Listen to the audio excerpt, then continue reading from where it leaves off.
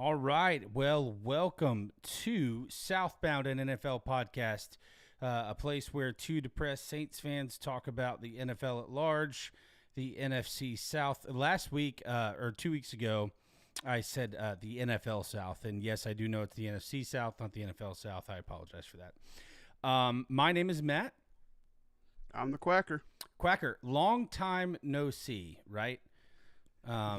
We're pulling double duty. We just got off the air with Alumni House, which is our regular Thursday show, because we were unable to make last night work for both of us. So here we are.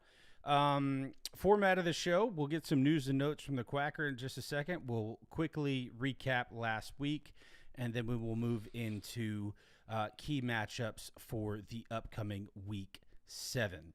So, with that being said, and nothing further, Quacker, take it away. All right. So, C.D. Lamb is set to rejoin the Cowboys for their game against the Commanders this weekend. He's missed the past 3 games with a high ankle sprain.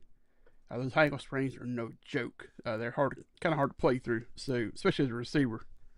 So, that's a big offensive weapon for them to get back there. Speaking of offensive weapons, my favorite player in the league, George Kittle, plans to return from his hamstring injury this Sunday night against the Falcons. They just opened his 21-day practice window. You know, he was on the IR. So when they come back, they have that 21-day window that they open up. And but he's already said he plans to play. And this is, we've seen this happen a lot lately because the Saints did this a couple weeks ago with Taysom Hill and Foster Moreau, and they both came back that first game back. So like after they were reactivated. Bengals are without star defensive end Trey Hendrickson tonight against the Steelers. Saints star Alvin Kamara and wide receiver Chris Olave want to stay put in New Orleans amid trade rumors. Kamara said that he and Saints GM Mickey Loomis have talked, and neither knew anything about the trade rumors, where they came from. He compared their conversation to the Spider-Man memes, you know, where they're like, "Did you? And they just had nothing, nothing to say about it. They didn't know where it came from. Kamara has stated repeatedly that he wants to spend his whole career in New Orleans, and as two Saints fans, we both want to see that happen as well. Yeah, he like Quacker. That's what I was gonna say. He said he loves New Orleans. He feels like that's home. He feels like the people have welcomed him. He's very comfortable there.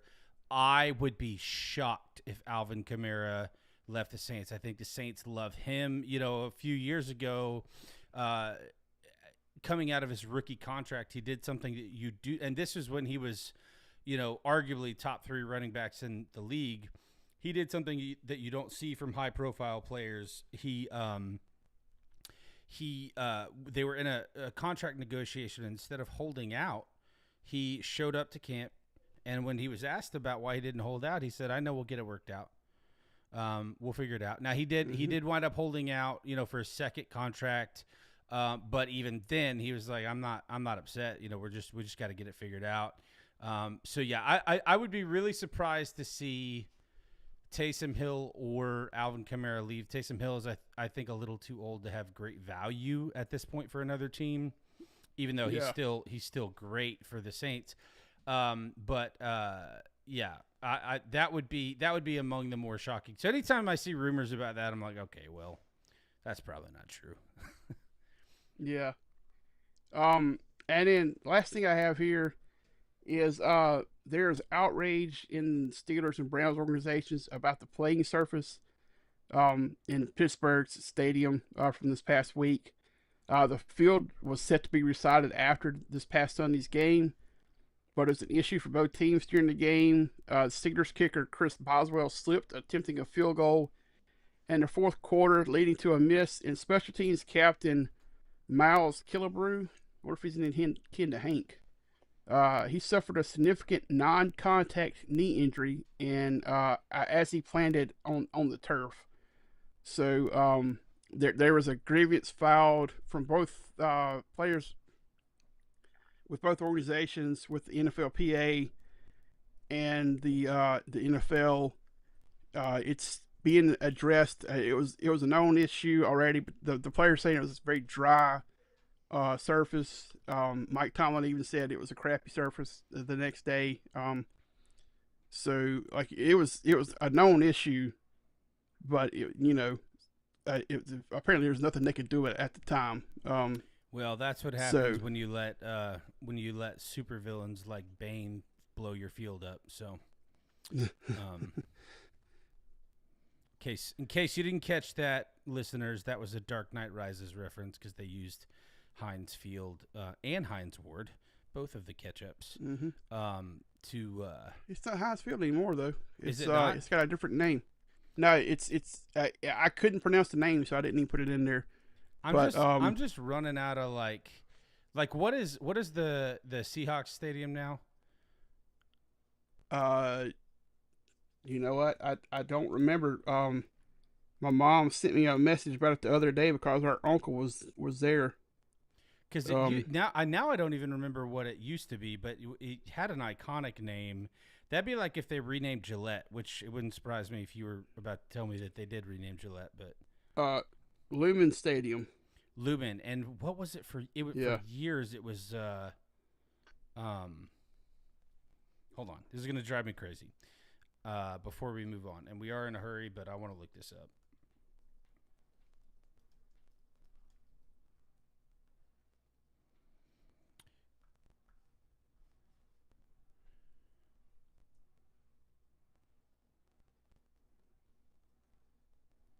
CenturyLink Field. What's that? It was CenturyLink, and then before that it was Quest. So CenturyLink is the one I was thinking of. Yeah, this is their third name change, which just means they have a lot of naming rights going on with the stadium. Okay, everyone bear with me. I just did something. So we have no video at the moment, but we are still here. So, Quacker, while I figure this out, whatever I just did to our broadcast, why don't you take us through last week's games real quick? All right, let me get back to the right week here. It somehow went back a week. All right, so starting out with last Thursday, Matt, we were talking about how good the Eagles were. They may be the best team in the league. The Giants put a whooping on them last Thursday night, 34-17. Cam Scatterby ran for 3 touchdowns, gave himself 16 concussions in the process, and nobody knows because he shakes his head after every play to keep you off track. Our lowly Saints played a good game but lost to the New England Patriots 25-19 as Drake May threw 3 touchdown passes. The Broncos went to London and squeaked out a very ugly close win, 13-11. Going forward, they should put these games on Crackle because it's not worth watching. The Cardinals went to the Colts and played a close one, but lost 31-27. Daniel Jones threw 2 touchdown passes, and the Colts had to come back to win. Speaking of the Colts quarterbacks, Jacoby Brissett was the starter for the Cardinals, as Modern Warfare was on the sidelines for this one. Brissett played well, 320 yards passing, 2 touchdowns, but wasn't quite enough to win. The Colts are looking like the real deal, 5-1 overall in the season so far. The Chargers, they beat the Dolphins, so has everybody else this year. 29-27. Again, they had to make a comeback and win it late, but that's the Dolphins are just falling apart at the seams. Their quarterback's throwing the team under the bus in the post game conference press conferences. The Browns lost to the Steelers 23-9. Cowboys. Oh, Cowboys. How can you lose to the Panthers? They did, 30-27. The Cowboys, they beat the Cowboys on a field goal as time expired. So it was a very close game the entire time. Seahawks beat the Jaguars. Seahawks beat the Jaguars 20-12. Rams thumped the Ravens 17-3. Of course, the Ravens are without Lamar Jackson. Derrick Henry got stuffed at the goal line. They tried to tush push 2 plays in a row. It was just bad all around by the Ravens right now. Maybe is it time for the Ravens to look at coaches? It's weird saying it. Harbaugh has been just absolute fantastic there the whole time, but maybe time for a shakeup there. Who knows? I mean, it's weird. It's so much going on there this year. You don't know where to start. Yeah, I don't. I still don't know if I would go that far yet. But I mean, you do get. I mean, because he's won a Super Bowl, right? He's won. Is he won 2 or just 1? I think he's only won 1. However, I could be wrong. 1. I was thinking they'd won 2 with him, but I don't hold my feet to the fire on that because I can't remember at this point. It's too much going on to try to keep up. Yeah. All right. I'm still working on this, so if you'll keep going. Okay. The Titans lost to the Raiders. This was 2 bad teams playing. The Raiders dominated 20-10, and in the process, they fired the Titans coach. He's gone after 6 games. And I do apologize because I don't remember his name. Let me look that up real quick. I just seen it.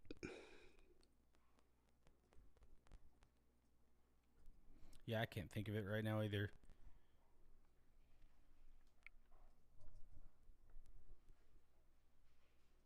Bill Callahan. So, Bill Callahan is fired. The Bengals went to Green Bay and they played okay, but Flacco was playing the Packers for the second time in 3 weeks. They beat him the first time. This time he didn't. Packers win 27-18. 49ers and Buccaneers. This game started out pretty good. The Buccaneers kind of took over in the second half. Baker Mayfield played absolutely fantastic. He had a first down run where he ran for 15 yards, and I saw it an analytic on it in between shows that said he had a 3.27% chance of getting the first down, and he ran 27 yards to pick up the 15-yard first down. But I mean, he's right now, I would say he's clearly the MVP of the league. If he wasn't quarterback for the Buccaneers right now, they're a much different team by the way he's playing. The last Sunday game, this was a Sunday night game. I was expecting this game to be. All right, so you there? Yep. So I accidentally just kicked you out, but you are back. So you were expecting the Sunday game, and then we lost you. Okay. Yeah, I was expecting the Sunday game to be a Sunday night game to be like a really close game. It was going to be one that came down to the end, and it did not. The Chiefs kind of had their way with the Lions in this one, 30-17. Pat Mahomes did Pat Mahomes things, 3 touchdowns. I don't think he had any turnovers in this one. We got Monday night, and I did not see this coming. The Bills just belly flopped in this one. They lost 24-14. Now they did have a lot of players on the defense that were out. but I would have figured their offense would have kept them in the game. Their offense didn't show up. Bijan Robinson had 170 yards rushing, including an 81-yard touchdown. Um, yeah, Michael Penix played, an efficient game, 250 yards, 1 touchdown. And then what wound up being the better game was the Bears beat the Commanders 25-24 on a field goal at the very end.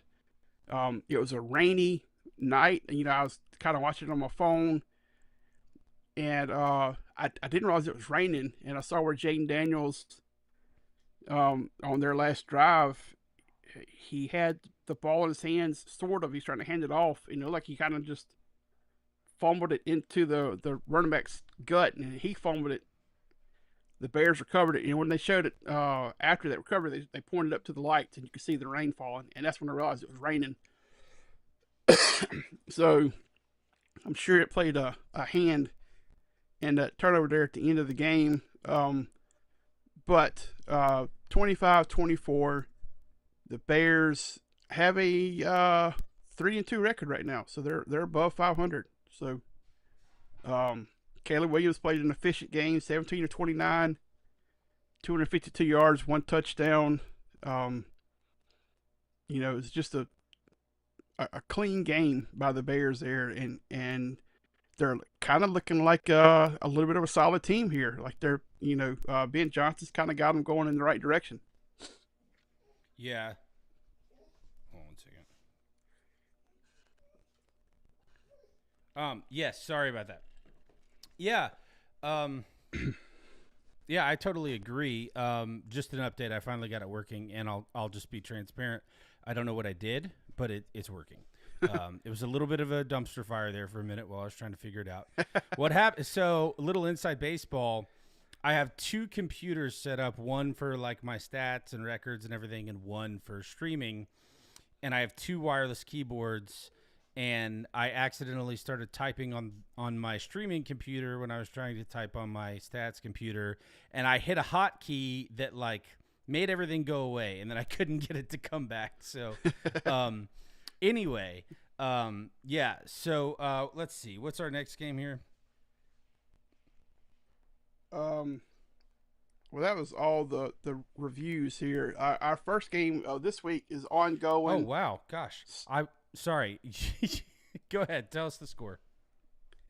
The Steelers and the Bengals are playing. They're in the second quarter, and the Bengals are leading 14-10. If you had told me that was going to be the score at any point in the game, I'd have said you're crazy. Well, it's like you said, Grandpa Joe just keeps doing what he does, man. He's collecting NFC North Infinity Stones here. He's got one team to go, and he'll have them all. Yeah, that's really funny. 1 second, let me write this down so I don't forget. Well, Matt, how many games did you get to watch any games this past weekend? Yeah, I watched about 2 of the early window games I went back and forth on, and then I watched the Sunday night game and the first Monday night game. Well, a little bit of the second Monday night game. We were recording during the first one. I was watching, of course, watch all the Saints game. I continue to put myself through that misery. And it's so weird seeing the Saints on CBS. We've seen them on there 2 weeks in a row now.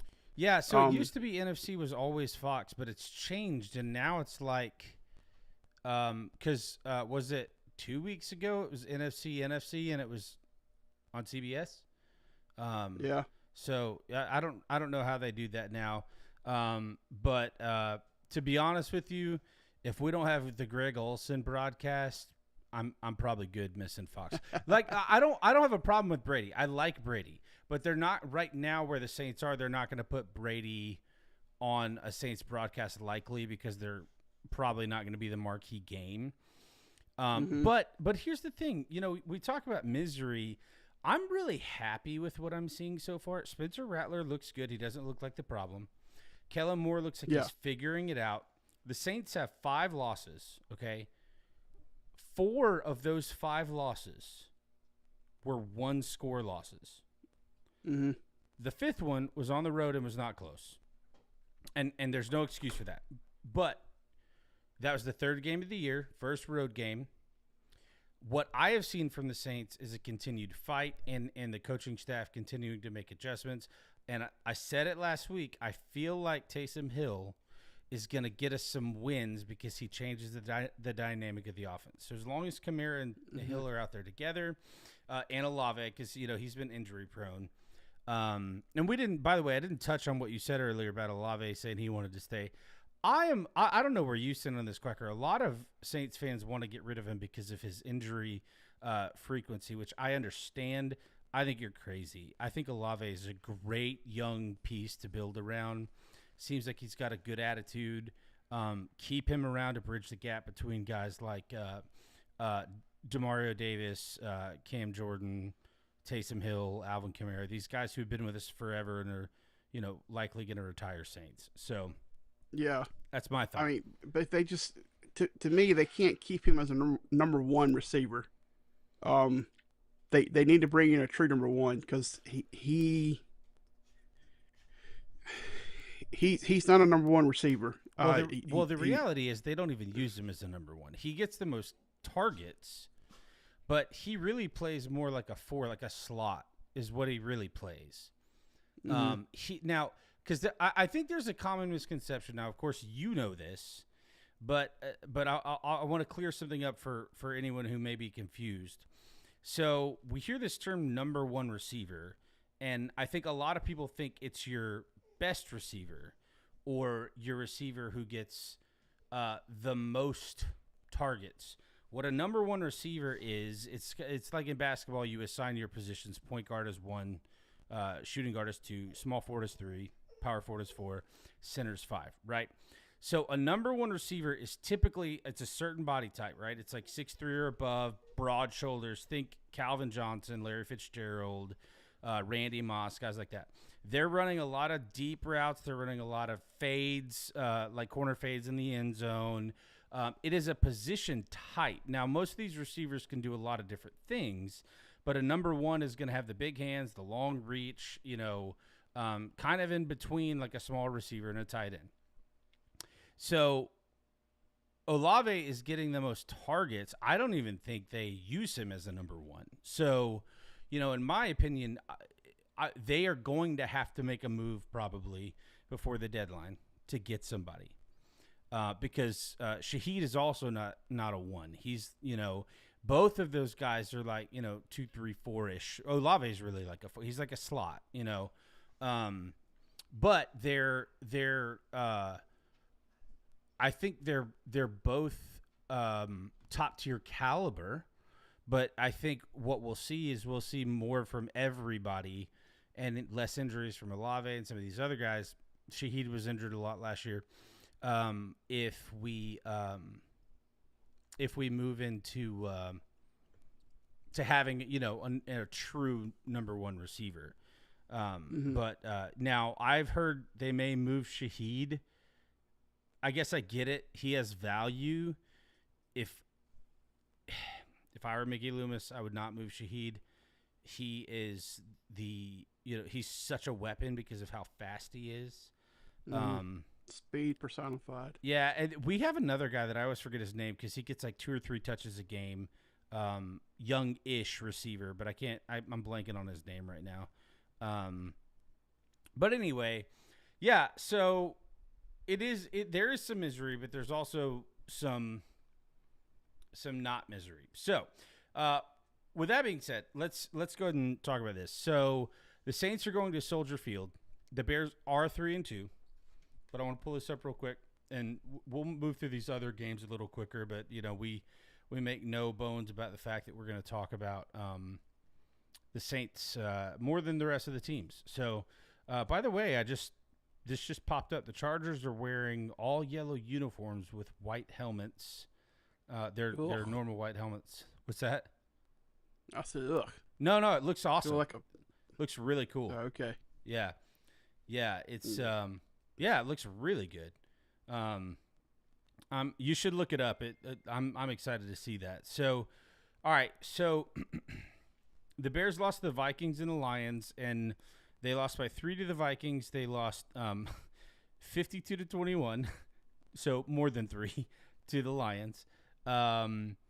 They beat the Cowboys, which is impressive. They beat the Raiders by 1 point, which is not impressive. They beat the Commanders by 1 point, which jury's still out on the Commanders because I know Quacker picked them to win the division. I've kind of felt like they're not there because of their age, but they're 3-3, and in the NFL, 3-3 in a 17-game season could turn either way. So jury is definitely still out on that. The Bears, and then conversely, the Saints in their games, and the ESPN gives them a 34% chance to win this game. But the Saints, high, huh? What's that? I said that high, huh? Well, I think that's low. That's kind of what I'm getting at. So the Saints lost to the Cardinals 20-13. That is their worst loss of the year. And the Cardinals are, what are they, like 3-2 or 2-3? 2-4. Okay. They're 2-4, but their losses have come. Well, they lost to the Titans. So that's not good. But then the Saints lost to the 49ers. So they lost to the Cardinals by a touchdown. They lost to the 49ers by 5. Lost to the Seahawks 44-13, and literally that game was over in the first quarter. So them even scoring was a miracle. Lost to the Bills 31-19 with the Bills scoring late to pad the lead. Beat the Giants, who just beat the Eagles, by the way. And then lost to the Patriots by 6. So the Saints have easily had a harder schedule thus far. Now, they have had 4 home games. This is on the road. But I think this is where the wins for the Saints start to come.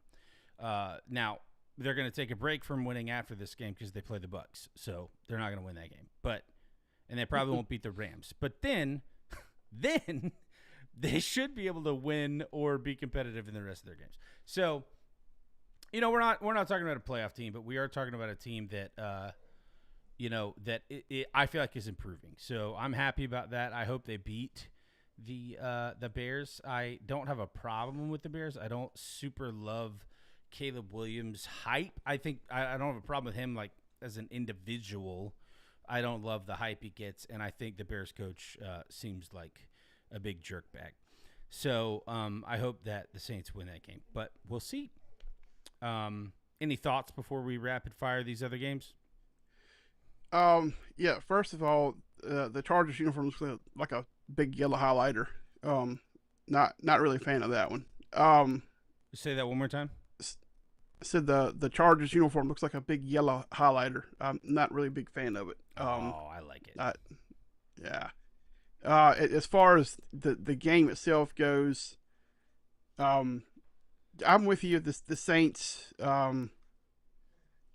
mean, all except for that one game, they've been in the entire time. The Bills game.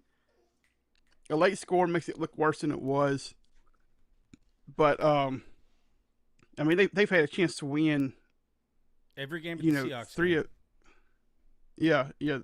I mean, so 1 or 2 plays here or there, and the record's a lot different. I think they have a chance to win this one.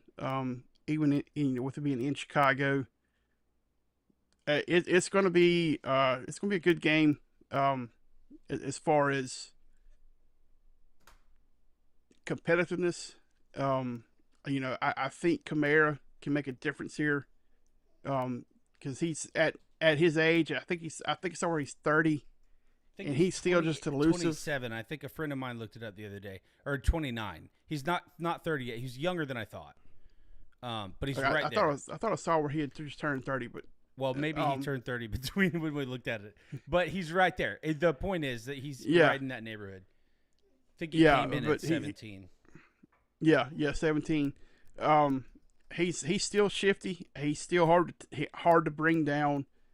In Rattler, he doesn't run a lot, but he can run. And I think that mobility can really be a a game changer, like an X factor in this Yeah. one. And say what you Um, want, Rattler did not, with the exception of the Seahawks game, Rattler has not been the reason the Saints have lost any game. Now, he wasn't the only yeah, reason of the Seahawks game, but he did throw a couple of interceptions and a couple more that should have been picked. But he, he did what he was supposed to do in the Bills game. He did what he was supposed to do in the Cardinals game.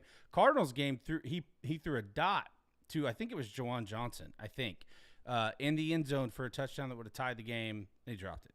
Like, hit him in the hands, yeah, dropped it. So, yeah. yeah.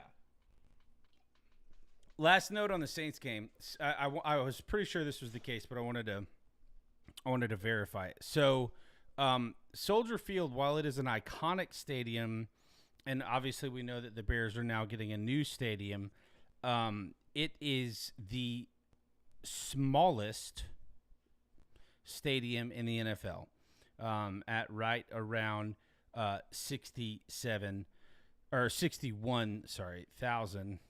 And now I don't, hold on one second. Trying to find where the dome is, but I can't find on the rankings. Oh, here we go. So the Superdome is the 7th largest, and by the way, it's like the 3rd oldest, something like that, stadium in the country, or in the NFL. So, and it's still quite a bit larger. My only point in that is I don't know that. So it's the 5th largest stadium, or 5th oldest, 7th largest. Soldier Field is the oldest and the smallest. My point is, I don't know that Field would be the oldest. it is. Lambeau's the oldest. According to this, Soldier Field was open in 24. Lambeau was open in 57. The original Soldier Field, they have rebuilt that one. They renovated it, but they didn't rebuild. They didn't rebuild the whole structure. Well, they built it inside. The only reason I know this is because I went and did a tour of it several years. It's a decade ago now. Well, however they count it, so this is on NFL's website. So however they count it, they're counting it as continuous. So 1924 is when it opened. 61,500 is the capacity, and then 1957 was Lambeau. Now I know they've done some major renovations because they did a renovation around the turn of the century that all the Chicago people hated.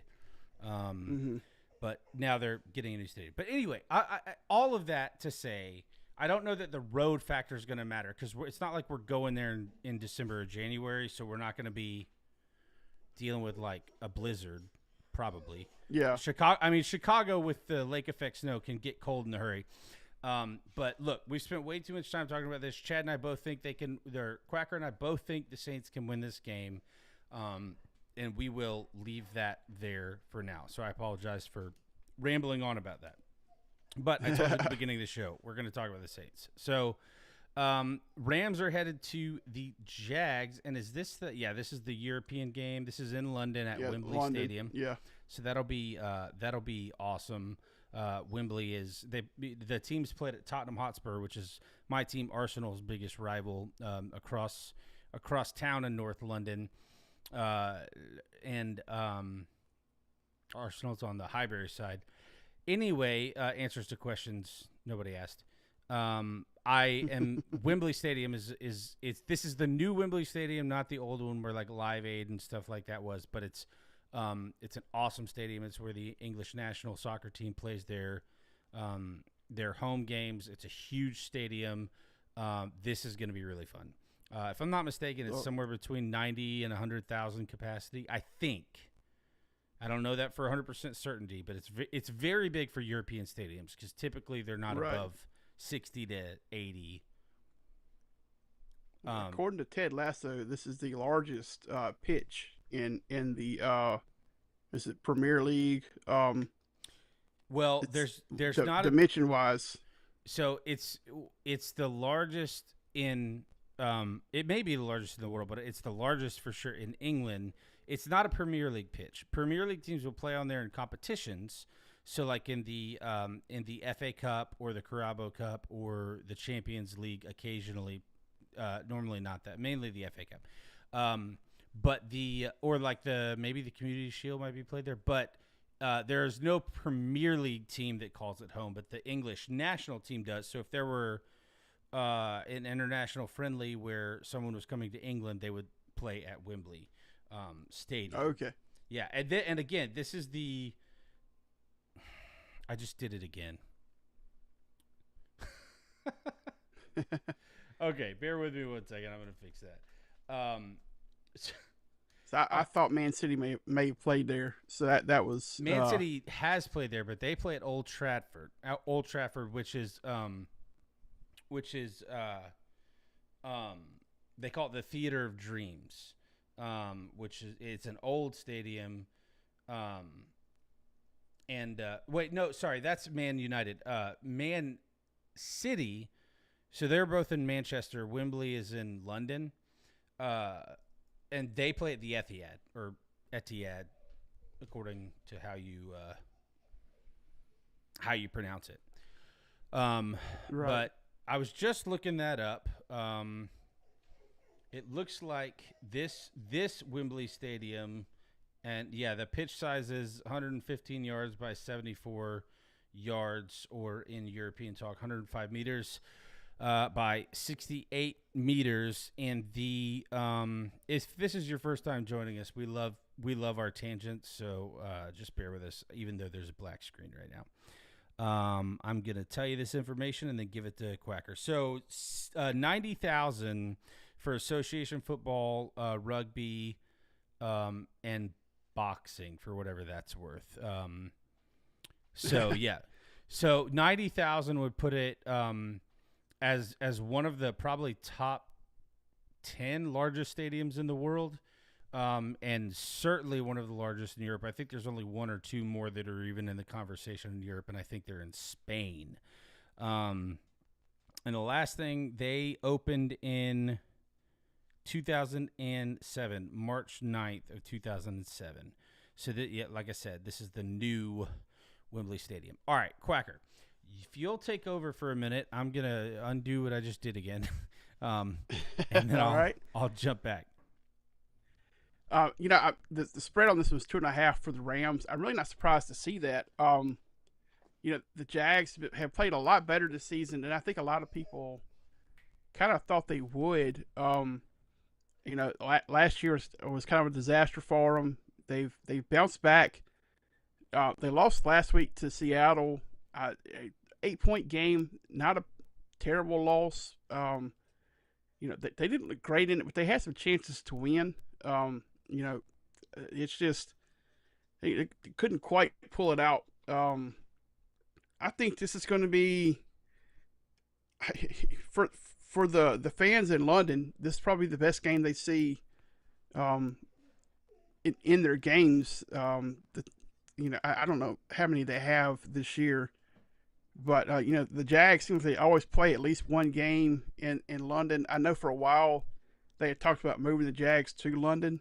I think that was kind of a running joke. I don't know if that was just a running joke or if that was because they had talked about expanding to London. So I don't know if that was just a running joke because the Jags play there every year or what. But this is one. I mean, Stafford, he's playing like he's 27 again. He's out there with a bum back, but he's playing really good ball. The Rams, they're right there at the top of the league right now. I think this would be a great game. I think the Rams probably wind up winning this one, but I think it's going to be a very close one. I wouldn't be surprised at all to see the Jaguars win it, but I think the Rams have just a little bit more on the defensive side of the ball. Now, Nakua, if he doesn't play, I think he got hurt in the game this past weekend. I know it was either Nakua or one of their other dynamic receivers, but I'm pretty sure it was with him. he's quickly becoming one of the best receivers in the league. So Yeah, if for he sure. doesn't play, then to me that could he's questionable for this game. So that could swing the game to the Jaguars if he doesn't play. Just because he's such a difference maker, especially since they have lost Cooper Kupp. So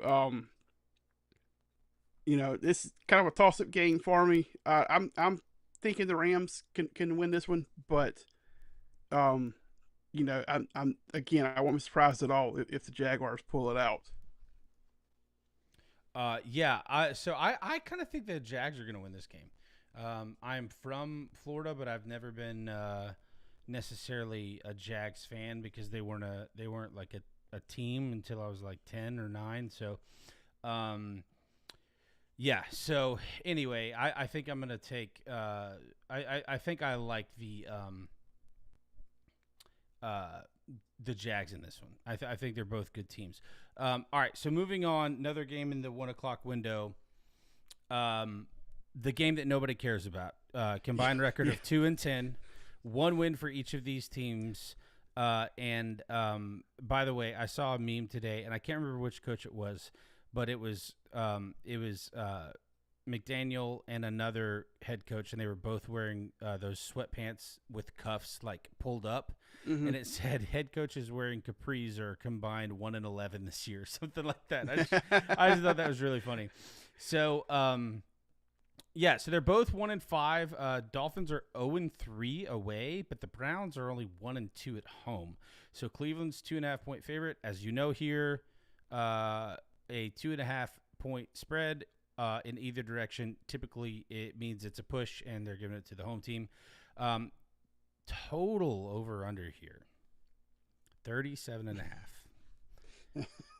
Now, just for everyone who listens to our college football podcast, 37.5 probably sounds really low. It's not that low for an NFL game because the defenses are better, but it's still pretty low.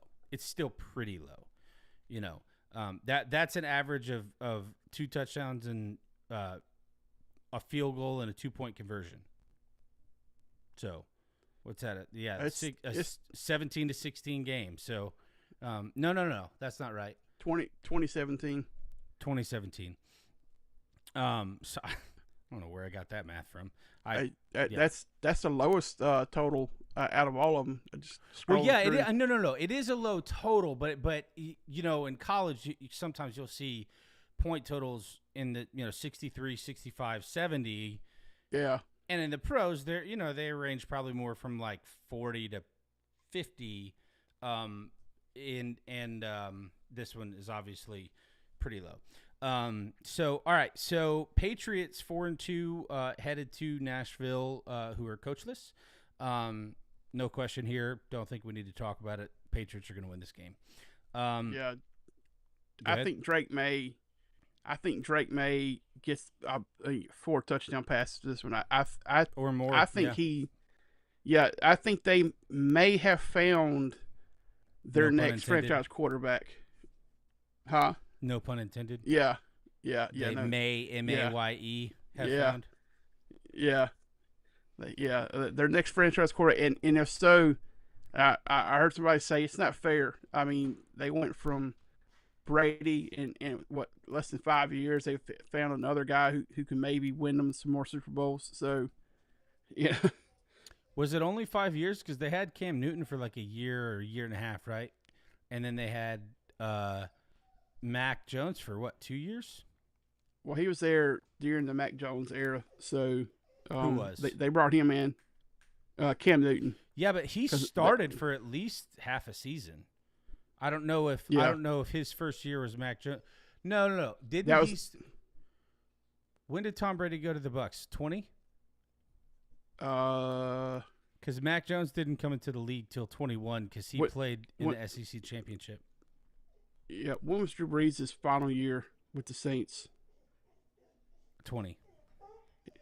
So 21 was Brady's second. No. 20. Yeah, 20 was his first year because they beat the Saints in the playoffs. Yeah. Yeah, Brady, I don't Yeah. think ever beat the Saints in the regular season in what was it, 2 or 3 years he was with the Bucks, but they beat him in the playoffs. So, um, anyway, yeah, no, I agree. I think Drake May is a rising star for sure. Um, the Raiders are headed to the Chiefs. I like the Raiders a little bit more than Quacker does, and than most people do. Frankly, they're not going to beat the Chiefs at Arrowhead. So again, not Yeah. a game we No. need to discuss. It's a little deceiving because the Chiefs are 3-3, and the Raiders are 2-4. But different set of circumstances. Chiefs have played some better competition. Eagles are headed to Minnesota. Look for the Eagles to get right in this one. They've lost 2 games now, and one of them was to the Giants, which is not good, and it's a division game, which makes the NFC East pretty interesting at this point. So just quickly as a tangent, I'm going to tell you what the NFC East standings look like, because that's the most intriguing divisional race at the moment. So right now, the Eagles are still in the lead at 4-2. And the Commanders are in second at 3-3. Cowboys are 2-3.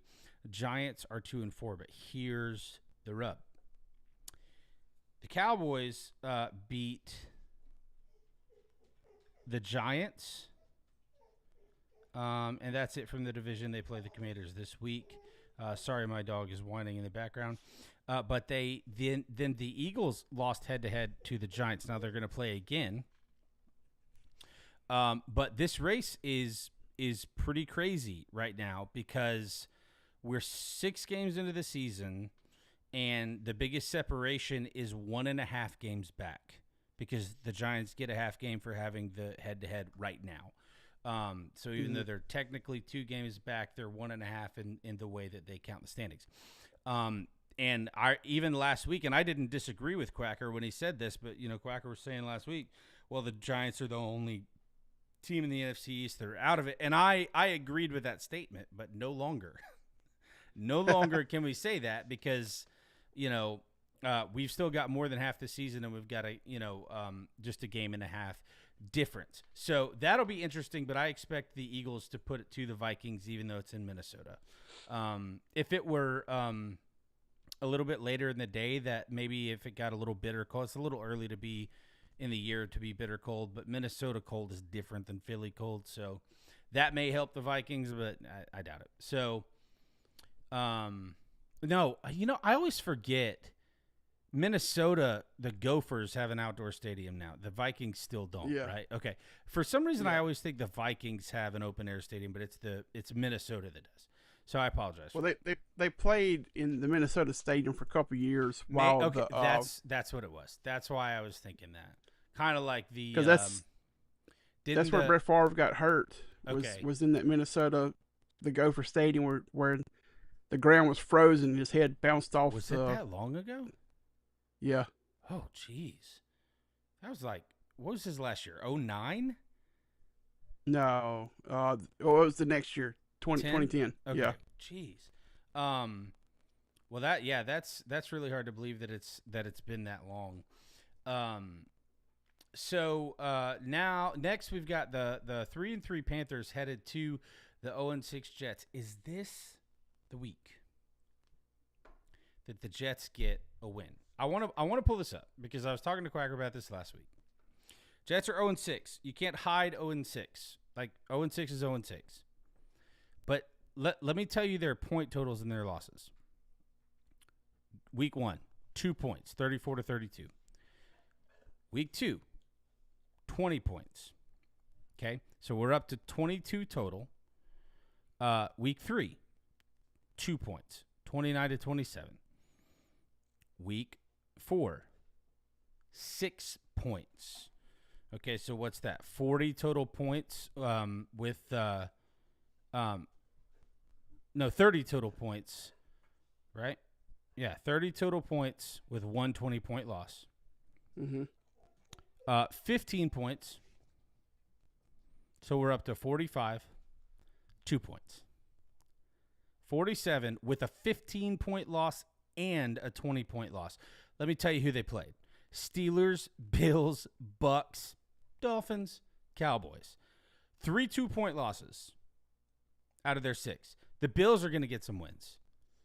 I don't know how many, but when you look at an 0-6 team, you're thinking, oh, this team's just absolute garbage. But they're getting close in a lot of these games. It's not unlike the Saints. The Saints just happen to find a way to win one. I think the Saints are a little better than the Jets. But Panthers have been really up and down. They've blown a team or two out, and they've looked really, really pathetic in a couple of games.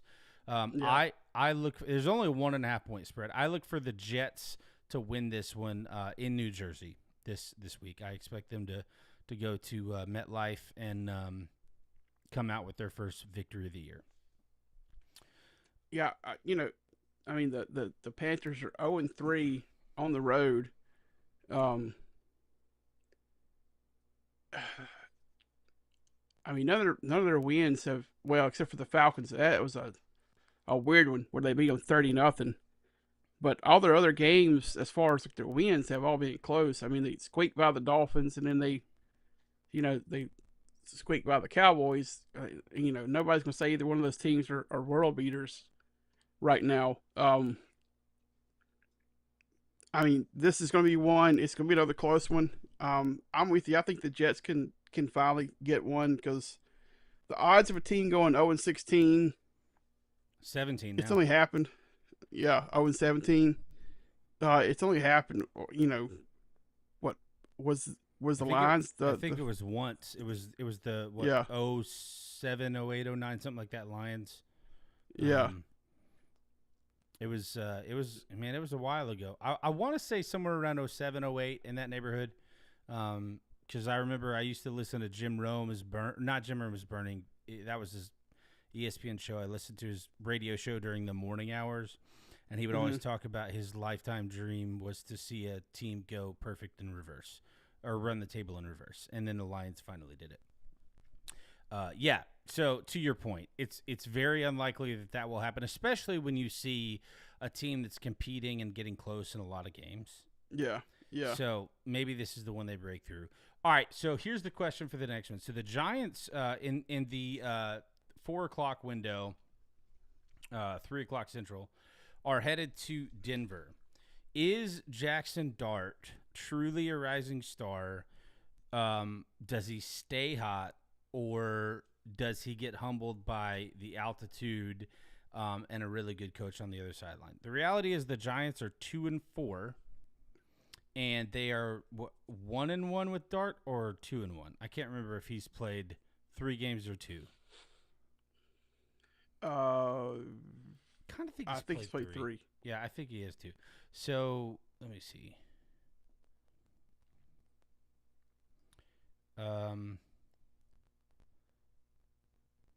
Yeah, so he's 2-1.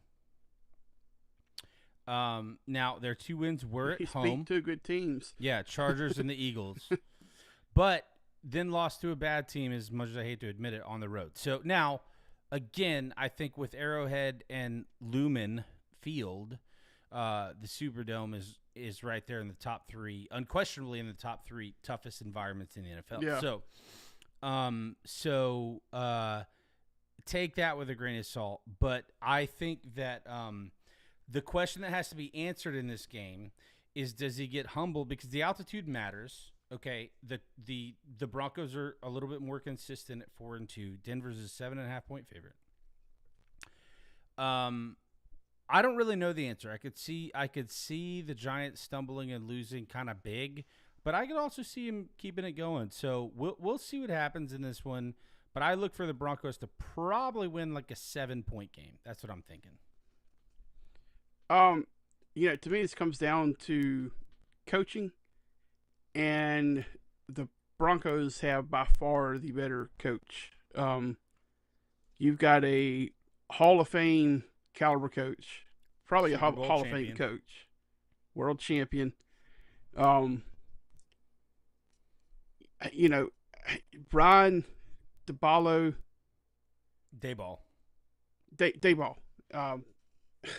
It's okay. It's forgettable. Yeah. He's a likable guy. I like watching some of his press conferences and stuff. I've heard he's a really good quarterback coach. He's but then you look at what's happened the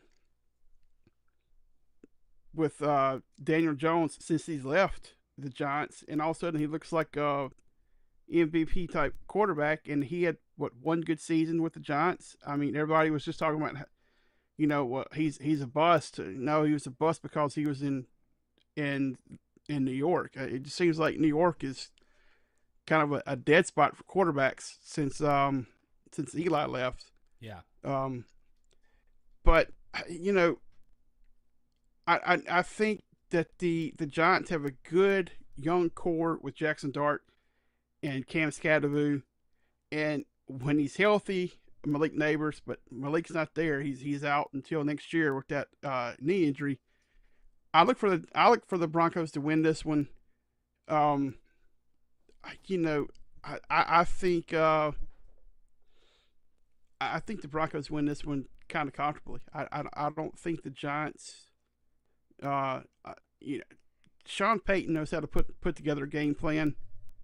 Um, like a master stroke game plan, and I just think that coaching difference between them is going to really show up this week. Okay. Um, yeah, I disagree a little bit. However, that's I don't think I can get behind what you're saying. However, um I do agree with your logic. Um I think that, better coach, more experienced coach, more proven track record, all of that. So I get it. I get it. And we'll see. Because I could certainly. Oh, sorry, just spilled my drink all over my keyboard. This has been I have had a great episode today, guys. I have not messed up anything, at all. So, Quacker, do me a favor, hit the next one for me while I grab some towels.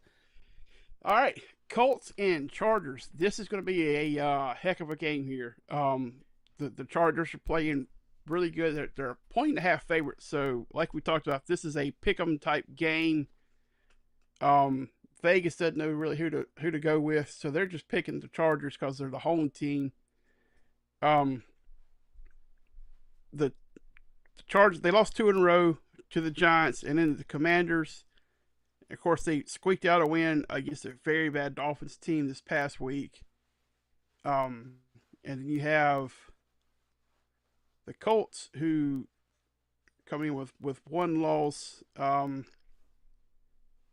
I know I talked about the start of the show who they beat last week. Let me get it pulled back up. Yeah, they beat the Cardinals. Before that, they beat the Raiders. Their only losses to the Rams. Close one at 27-20. This Colts team is playing like one of the best teams in the league right now. I really feel like this is going to be a game that comes down to the final possession, and it's I don't remember who the Colts coach is. I think they have a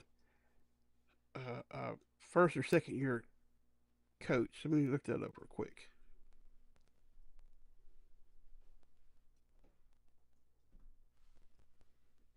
All right, Shane Stinchen.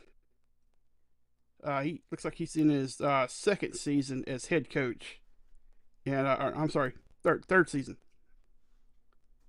Third season as head coach. So they have really done a good job of building up a good program here. Um, Jim Harbaugh on the sidelines for the Chargers. This is it's going to be a well coached game. It's going to be a game that comes down to which defense can create some turnovers. Who can come up with more stops than the other, and of course that's what all games really come down to, especially in the NFL. But when you have two very good teams like this, look for a key turnover late in the game or a key stop that just late in the game that either preserve a win for one of the teams or to give them a chance to win, to come back and win. It's kind of a running joke here on Southbound and on Alumni House, where I have a thing where I look at ticket prices. You can get in to this game for $33, which is absurd to me because this is two really good teams, and this is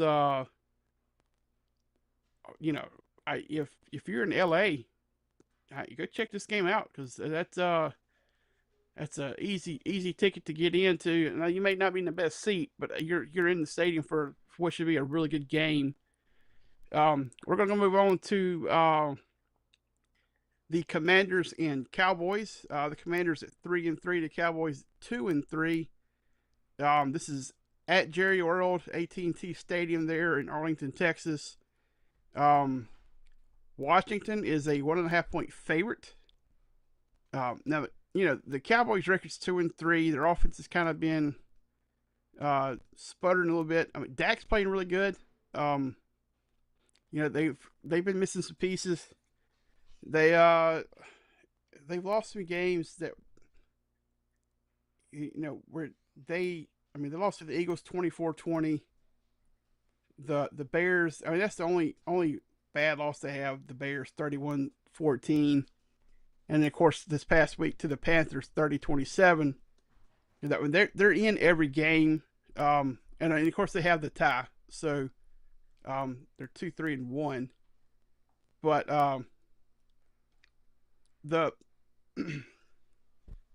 Cowboys, they're not playing bad ball right now. They're getting CeeDee Lamb back, so they're going to have another offensive weapon back on their sidelines. The key for the Cowboys is, can they stop Jaden Daniels? Because the ball's not going to be slick like it was this past week when it was raining. They're in Chicago. The Commanders are going to come in. They're going to be fired up because they're playing the Cowboys for one, but two, they're mad that they lost, especially the way they lost. So they're going to be coming in looking for a get right in this one. I think this is going to be a really good game. It's a divisional game, so look for a 35, 30, 31 type score in this one. It's going to be. I feel like it's going to be a little bit of an offensive shootout because neither defense would be considered a top tier defense right now. So, and you've got the Commanders. Yeah. Okay.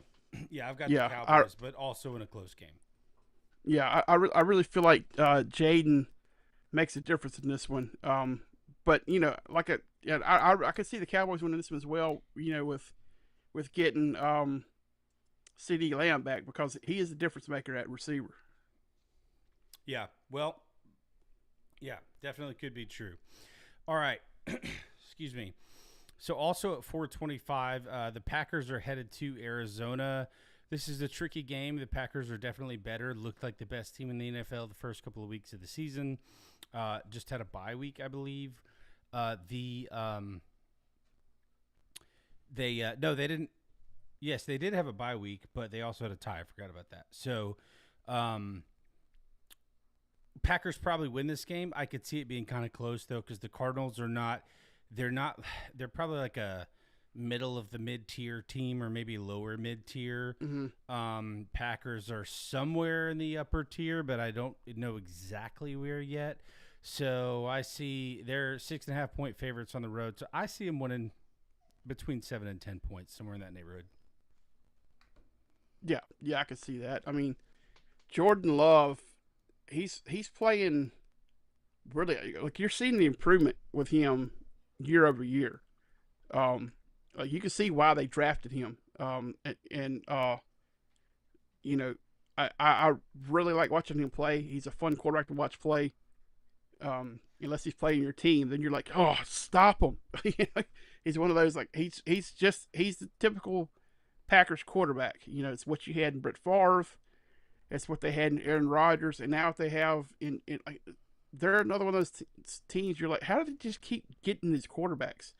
that just like they start out and you're kind of like, okay, this guy he can kind of throw it, and all of a sudden you look up, 2 or 3 years in, like this guy's a complete quarterback, and that to me that's what Jordan Love is. He's just a complete quarterback.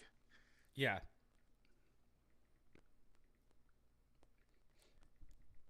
Also, the Bengals Titans game is in the second half. I mean, Bengals Steelers.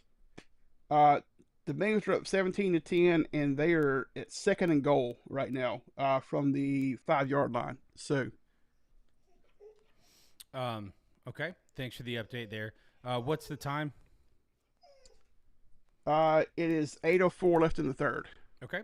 That always is as often as I watch the NFL, which is these days more probably than college football. It always catches me off guard how quick their half times are, and they're only what 5-6 minutes. Is college 18 or 20 minutes? Uh, 15 or 20. I'm not sure. I don't. Yeah. Soccer is 15, which is shorter than college. I think college is either 18 or 20, but pro football is only 12 unless you're in the Super Bowl. And I think they extend the Thanksgiving Day half times. But I think Super Bowl is like 45 and Thanksgiving is maybe like 30, but typically they're 12. So it'll be, you look up at second quarter, all of a sudden you're in the middle of the third quarter. Which is the exact opposite if you watch the Georgia-Auburn game. I don't know who was watching this game last Saturday. This is really funny. So I'm watching one game on my big TV, and I've got my laptop set up on mute with the Georgia-Auburn game. I'm not kidding you. This is not hyperbole. The game I was watching went to halftime with about 2 minutes left, roughly 2 minutes. They were on their final commercial break, like I'd already done the halftime report and had sent it back to the guys on the field. We're in their commercial break that was bringing the kickoff for the third quarter when halftime struck for the game I was watching. And I found out later that it actually was longer than I thought, because I think the elapsed real time was like 38 minutes. For the last 2 minutes and 38 seconds or something like that. So it was, I don't know if I have the numbers exactly right. But yeah, so NFL is exactly the opposite of that.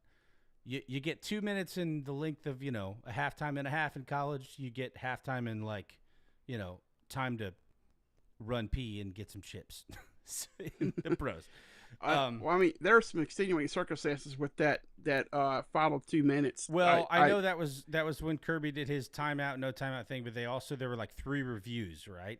And weren't there like 2 or 3 possessions total? Like one team had one or two. I don't know all that. I just know there's some stuff that I know that there's some controversial stuff that happened in that last 2 minutes, and it's what made it so long. But if you think about that, 38 minutes, that's wild. Mm-hmm. That is wild, man. But anyway, especially in the NFL, because the clock stops for so few reasons, in college it does stop more than the NFL, but still way less than it used to, and I hate the new time rules. Anyway, Sunday night game, Falcons going to the 49ers. Falcons have looked good a time or two. They've looked good for a few minutes this year. But I looked for the 49ers in Santa Clara, friendly confines of their home, to win this one pretty easily. Any thoughts on that? Who's playing quarterback for the 49ers? Does it matter? Well, no, because they've both been good. So they have. It's showing Mac Jones a starter. And my reason for asking that is, there's not going to be a quarterback controversy with the 49ers. I don't think it matters what Mac Jones does right now at quarterback for the 49ers. Brock Purdy, when he's healthy, is going to be the starter, just based off the numbers alone of what they pay him. But Mac Jones has really revived his career here, and Yeah, he's the Saints playing. need to go make a move and get him next year. Is what they need to do. I know most Saints fans will say, "Let the Giants have him, and we'll take Jackson Dart," but I'll take Mac Jones all day. He's playing really well these last 3 weeks. That he's been playing quarterback. I mean, he's got 1,200 yards passing. He's only got 6 touchdowns and 3 picks, but it's still 2-1.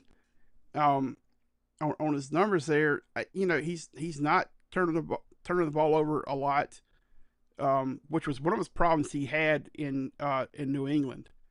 Was turnovers.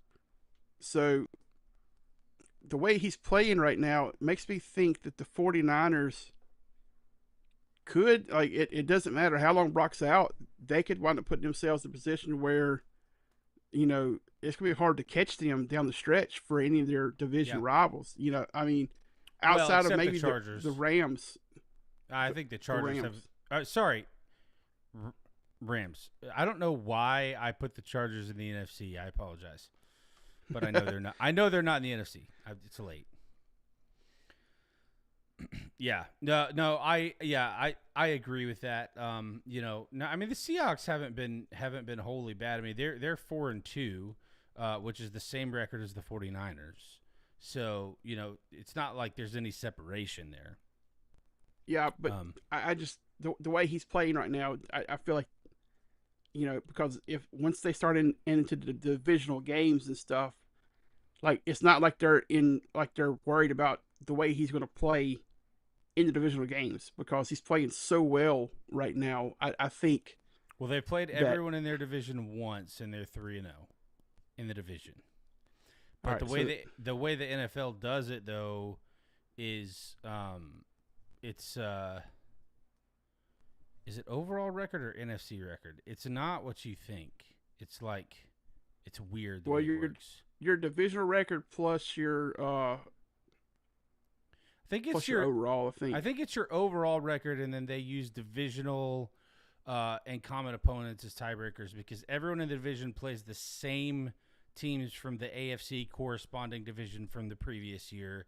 Then you play Yeah. one whole division from the NFC that's not your division, and then you play one extra AFC team, and then either two or three, one of each of the other two divisions in the NFC. Something like that is the NFL scheduling formula. So, all right, but yeah, I mean, I on the whole, I agree with you. But right now, there's not a lot of separation.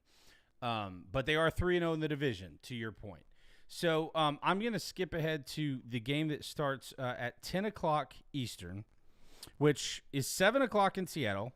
So that's not terrible. But the Seahawks are hosting on Monday night the Houston Texans. Texans started off really bad. They've kind of righted the ship a little bit. Good for D'Amico Ryans and C.J. Stroud for that. I believe the Seahawks will win this game, but I feel like these teams are pretty even. I mean, the spread's only 3.5 anyway, and so that's pretty close to a push. And important to remember too. So this is significant. The Texans are in Texas, obviously, but I say that because that's the middle of the South, whereas most of the other teams on the East Coast are not the middle of the South, and that's significant because travel time, distance, jet lag, all that is going to be less severe. And it's only a 2-hour time difference, which is also significant. Maybe not that significant. I look for this to be real close. I have Seattle winning the game, but nothing would surprise me here because I think I probably prefer Stroud as a quarterback over Sam Darnold. Sam Darnold's older, and so I mean, I don't know. I think I prefer Stroud in the quarterback matchup, but I think I'd take the Seahawks to win a close one.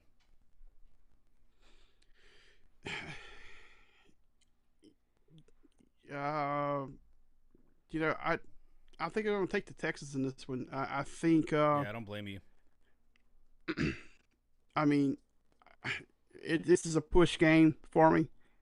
But I just something's telling me Texans. I don't know why, but I'm just so I'm going with them. Yeah, I don't think that's a bad pick. Okay, so at first I thought this was really really weird, but it makes a lot more sense now. Okay, so last game. Oh, by the way, before I forget, the teams that are off this week are the Bills and the Ravens. So the early Monday night game, which is 7 o'clock Eastern, 6 o'clock Central, is probably the game of the week. It is the 5-1 Bucks at the 4-2 Lions. So at first, I looked at this and I thought, how are the Lions a 5.5 point favorite? That's not a huge spread, but it's a bigger spread than I would have thought. And then my first thought was, well, the Bucks play in the NFC South, which is the worst division of football right now. However, then I started looking at this, and it made a little bit more sense, but not a lot of sense. So the Lions lost to the Packers, which are a good team.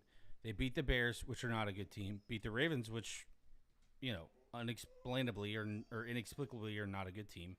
Beat the Browns, which are not a good team. Beat the Bengals, which don't have Joey B, and then lost to the Chiefs.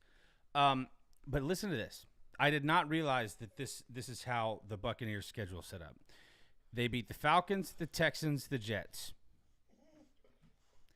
I think there's a combined 4 wins out of those teams, out of those 3 teams, through 6 games, mind you. They lost to the Eagles, and then they beat the Seahawks by 3, beat the 49ers by 11. It's worth noting that they beat the Seahawks on the road, beat the 49ers at home. So when I first started this, I was thinking, well, the reason that the Lions are favored the way they are is because of the Bucks' weak early part of their schedule. But, weak performance. I mean, they've beaten teams that, the only really good team they've beaten or great team is the 49ers. Everyone else they either lost to or were so-so. So, but it's kind of the same story for both. So I think this is going to be an exciting game, and I'm really excited about this. And Quacker and I record one of our college football episodes for our podcast, Alumni House, on Mondays. So we're going to have to record early or during the 12-second halftime because this is going to be a game not to miss. I'm not going to make a pick in this because I just think this is going to be one of those games that's just going to be fun to watch. Obviously, being a Saints fan, I want the Bucks to lose every game they play, even when they are off. So I'll be pulling for the Lions, but I think this could go either way. Yeah. I feel that way too. I mean, like I said in the first part of the podcast, Baker's playing like an MVP candidate right now, probably the best player in the league right now. He's only got 1 turnover on the season. He got 1 interception. He is willing this team to victories right now. This is going to come down to whose will is stronger. I feel like, Dan Campbell is one of the best coaches in the league. I wouldn't have thought that a few years ago, but he has surprised me in so many ways, and I really enjoy watching him coach.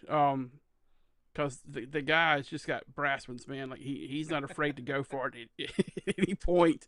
And I just I feel like this is going to be one of those that comes down to the very very end of the game. And if the Buccaneers, outside of that one game, if their record holds true, that's how all their games go. So this is going to be one of those that, yeah, it's worth watching. It's. Yeah, I agree. All right. Well, this has been a fun night, long night for Quacker and I, double duty. So do you have any other thoughts on the upcoming week? No. I mean, it's I think we pretty much have beat this horse. It's 2017 now.